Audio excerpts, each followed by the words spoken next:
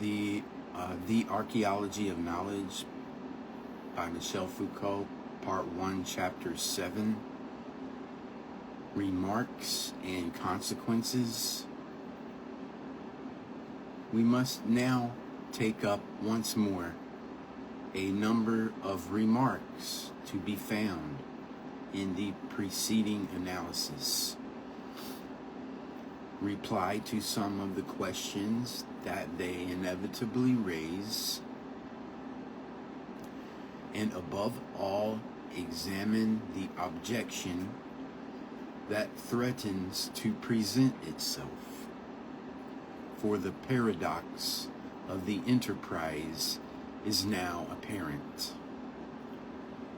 At the outset, I questioned those pre-established unities according to which one has traditionally divided up the indefinite, repetitive, prolific domain of discourse. My intention was not to deny all the value to these unities or to try to forbid their use. It was to show that they required, in order to be defined exactly, a theoretical elaboration.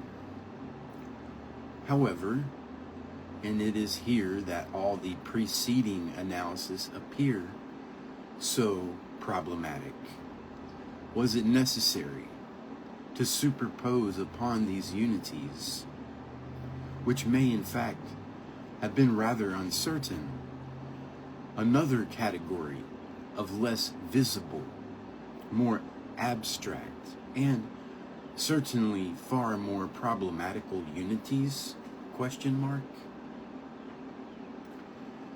But in cases when their historical limits and the specificity of their organization are fairly easy to perceive, witness general grammar or natural history, these discursive formations present far more difficult problems of location than the book or the oeuvre.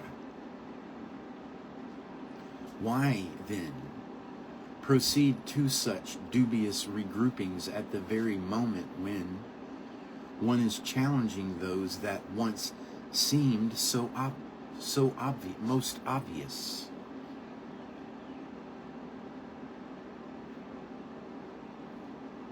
What new domain is one hoping to discover? What hitherto obscure or implicit relations? What transformations that have hitherto remained outside the reach of historians? In short, what descriptive efficacy can one accord to these new analyses?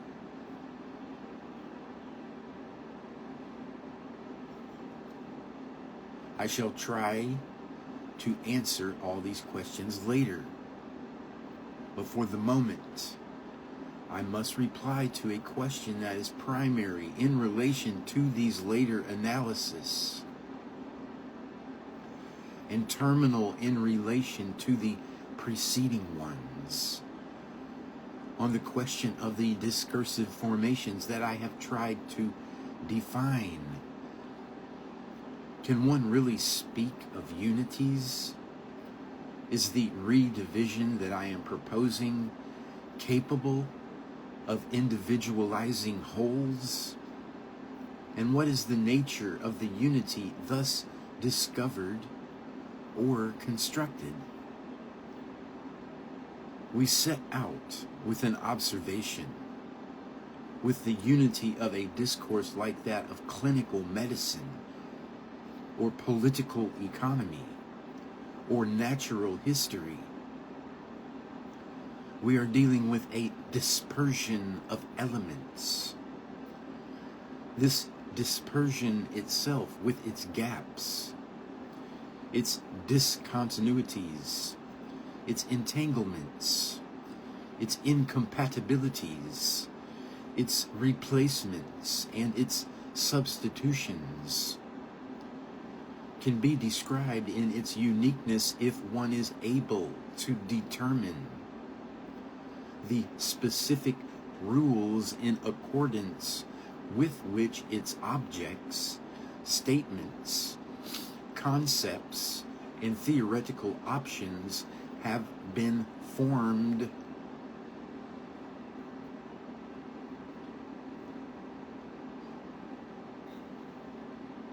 If there really is a unity, it does not lie in the visible, horizontal coherence of the elements formed.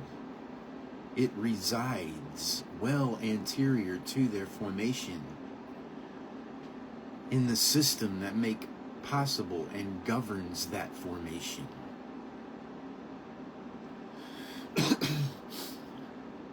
But in what way can we speak of unities and systems? How can we affirm that we have properly individualized certain discursive groups or wholes, when in a highly random way we have uncovered, behind the apparently irreducible multiplicity of objects, statements, concepts, and choices, a mass of elements that were no less numerous or dispersed, but which were heterogeneous with one another? Question mark. When we have divided these elements into 4 distinct groups, whose mode of articulation has scarcely been defined, and in what sense can one say that all these elements that have been uncovered behind the objects, statements, concepts, and strategies of discourses guarantee the existence of no less individualizable wholes, such as oeuvres or books? Number 1. As we have seen, there is probably no need to reiterate it. When one speaks of a system of formation, one does not only mean the juxtaposition, coexistence, or interaction of heterogeneous elements, but institutions, techniques, social groups, perceptual organizations, relations between various discourses, but also the relation that is established between them, and in a well-determined form by discursive practice. But what is to be done with those 4 systems, or rather those 4 groups of relations? How can they all define a single system of formation? In fact, the different levels thus defined are not independent of one another.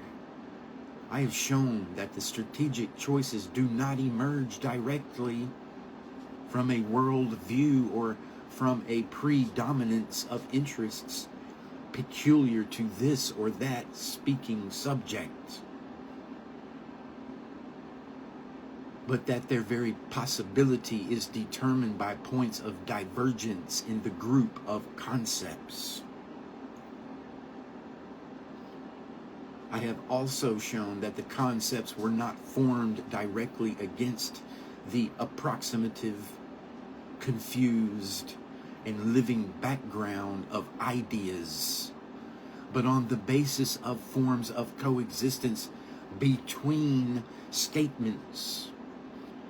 And as we have seen, the modalities of enunciation were described on the basis of the position occupied by the subject in relation to the domain of objects of which he is speaking. In this way, there exists a vertical system of dependencies, not all the positions of the subject, all the types of coexistence between statements, all the discursive strategies are equally possible, but only those authorized by anterior levels. Given, for example, the system of formation that governed in the 18th century, the objects of natural history as individualities possessing characters and therefore classifiable, as structural elements capable of variation, as visible, analyzable surfaces, as a field of continuous, regular differences. Certain modalities of enunciation are excluded. For example, the decipherment of signs. Others are implied. For example, description according to a particular code, given to the different positions that the discoursing subject may occupy, as an observing subject with instrumental mediation, as a subject selecting out of the perceptual plurality only the elements of the structure, as a subject transcribing these elements into a coded vocabulary, etc. There are a number of coexistences between the statements that are excluded, as, for example, the erudite reactivation of the already said, or the exegetic commentary of a sacralized text. Others, on the other hand, that are possible or required, such as the integration of totally or partially analogous statements into a classificatory table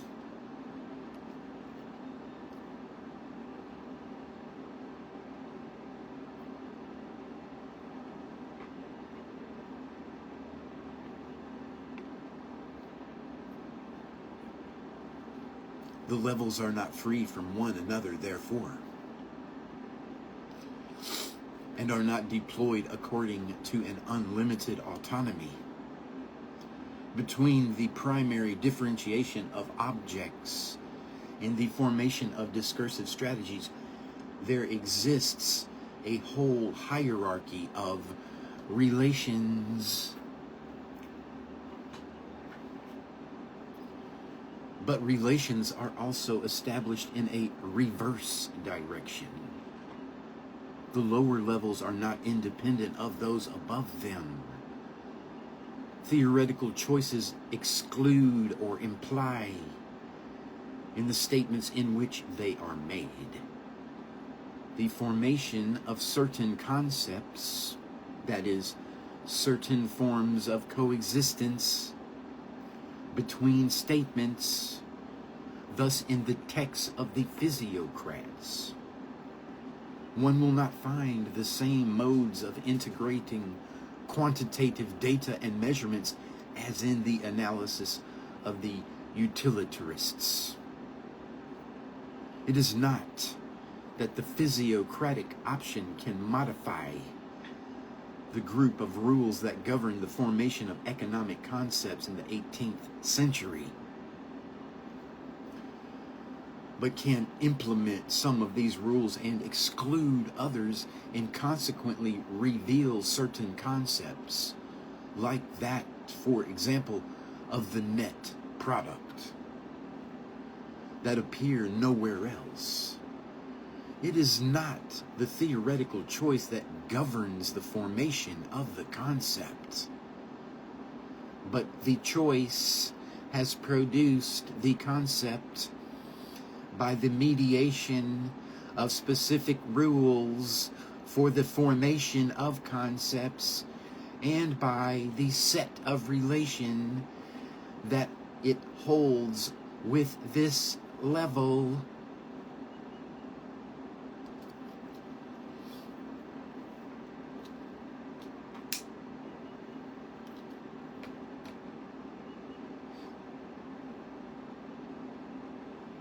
These systems of formation must not be taken as blocks of immobility, static forms that are imposed on discourse from the outside and that define once and for all its characteristics and possibilities.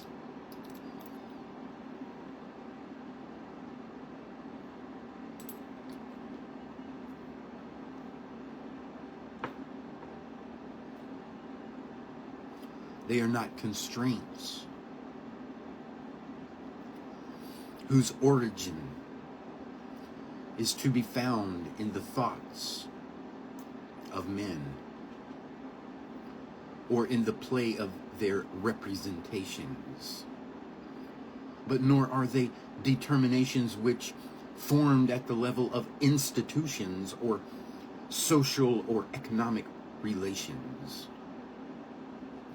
transcribe themselves by force on the surface of discourses. These systems, I repeat, reside in discourse itself.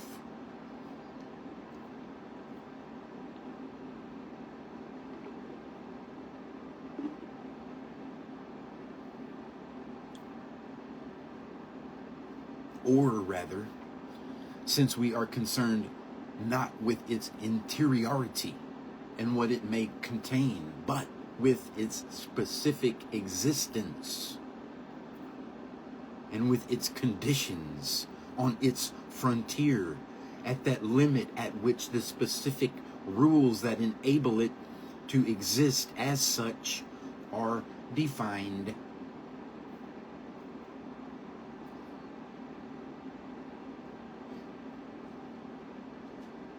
By system of formation, then, I mean a complex group of relations that function as a rule.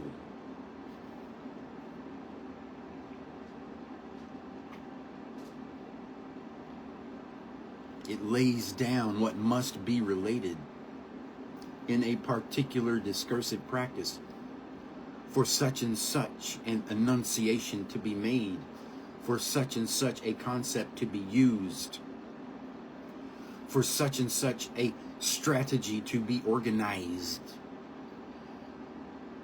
To define a system of formation in its specific individuality is therefore to characterize a discourse or a group of statements by the regularity of a practice.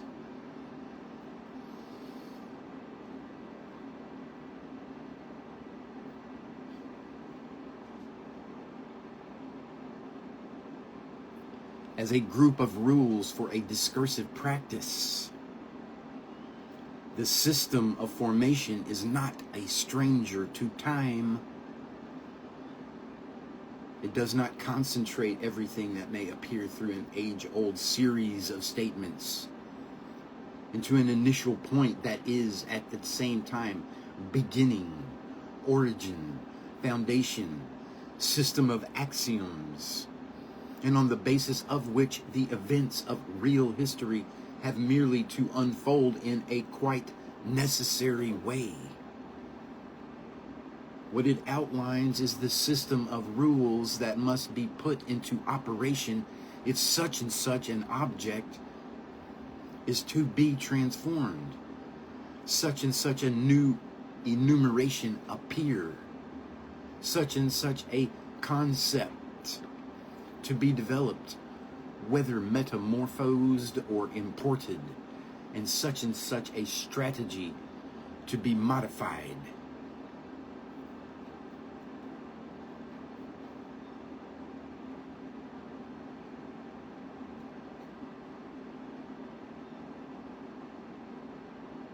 without ever ceasing to belong to the same discourse.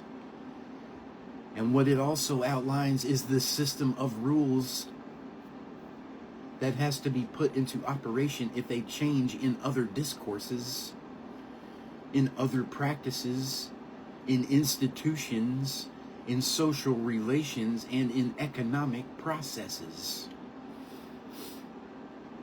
is to be transcribed within a given discourse, thus constituting a new object, giving rise to a new strategy, giving place to new enunciations or new concepts. A discursive formation, then, does not play the role of a figure that arrests time and freezes it for decades or centuries. It determines a regularity proper to temporal processes. It presents the principle of articulation between a series of discursive events and other series of events, transformations, mutations, and processes. It is not an atemporal form, but a schema of correspondence between several temporal series.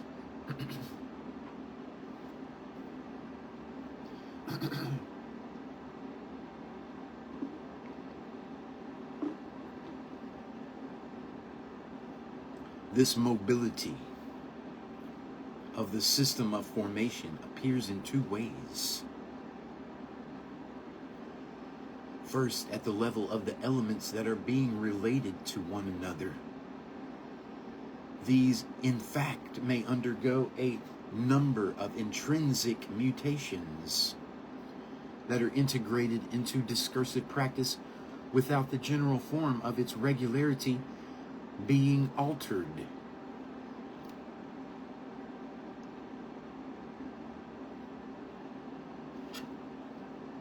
Thus, throughout the 19th century, criminal jurisprudence, demographic pressure, the demand for labor, the forms of public assistance, the status and juridical conditions of internment were continually changing.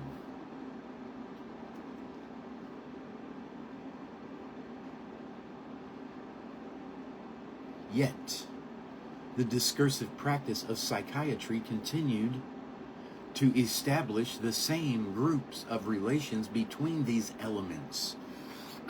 In this way, the system preserved the characteristics of its individuality through the same laws of formation. New objects appear, new types of individuals, new classes of behavior are characterized as pathological. New modalities of enunciation are put into operation. Quantitative notations and statistical calculations. New concepts are outlined, such as those of degeneracy, perversion, neurosis, and of course, new theoretical structures can be built.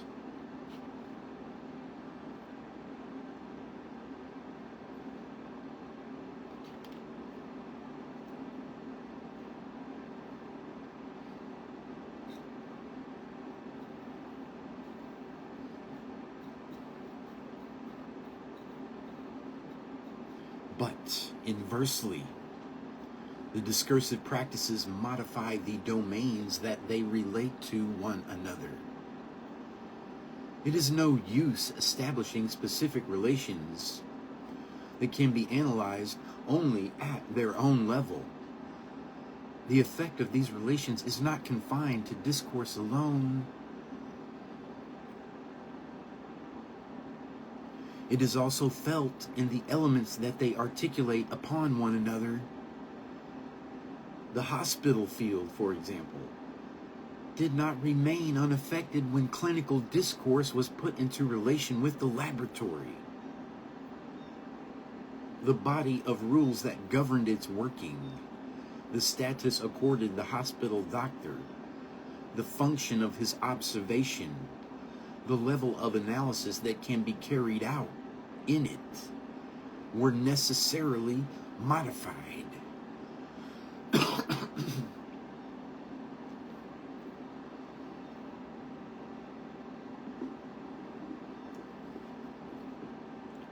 What are described as systems of formation do not constitute the terminal stage of discourse.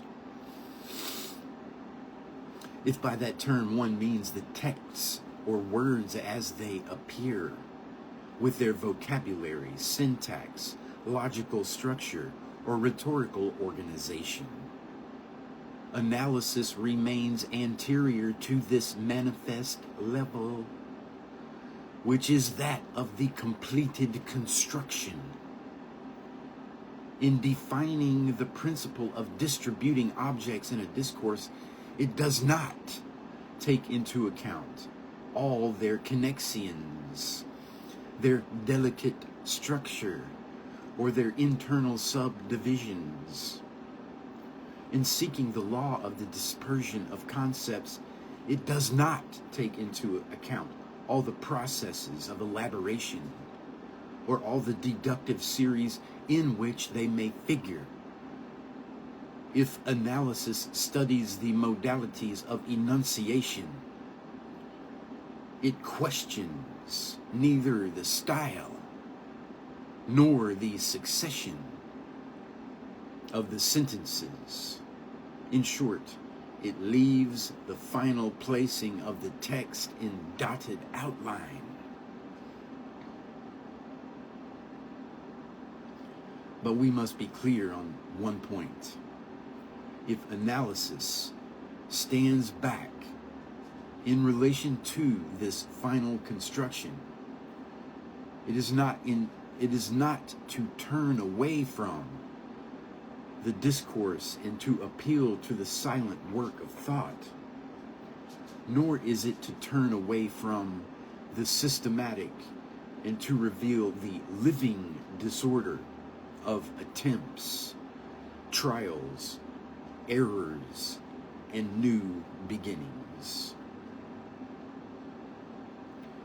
In this respect, the analysis of discursive formations is opposed to many customary descriptions.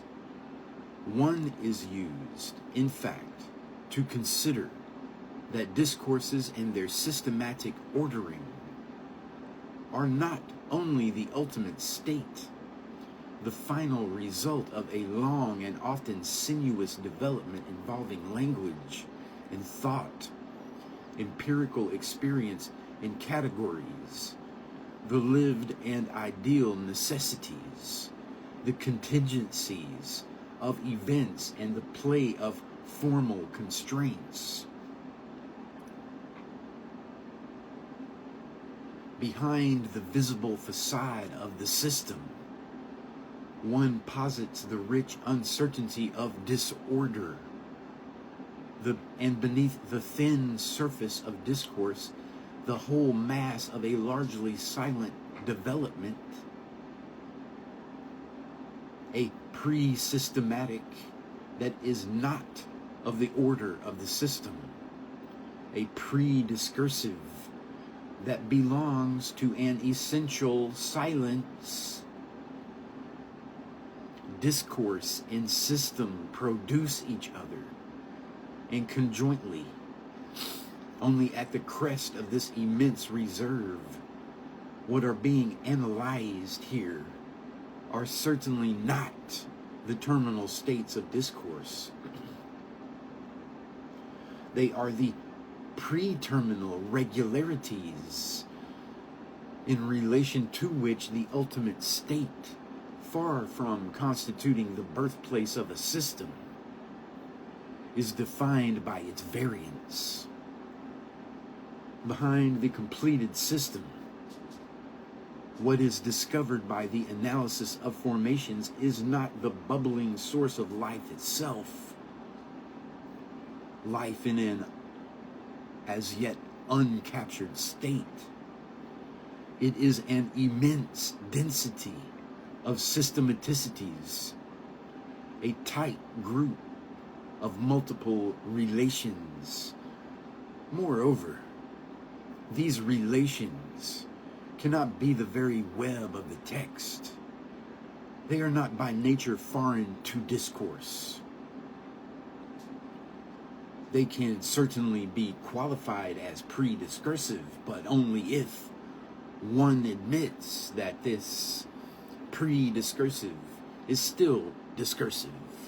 That is, that they do not specify a thought, or a consciousness, or a group of representations which, a posteriori, and in a way that is never quite necessary, are transcribed into a discourse, but that they characterize certain levels of discourse, that they define rules that are embodied as a particular practice by discourse.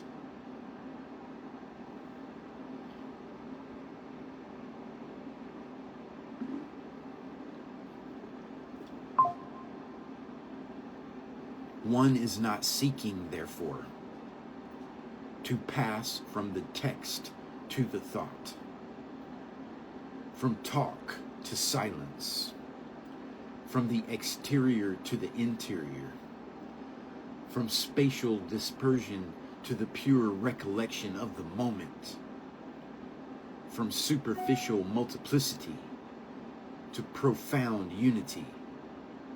One remains within the dimension of discourse. Okay, that's the end of chapter 7 of part 2. That's the end of part 2 of the Archeology of Knowledge by Michel Foucault.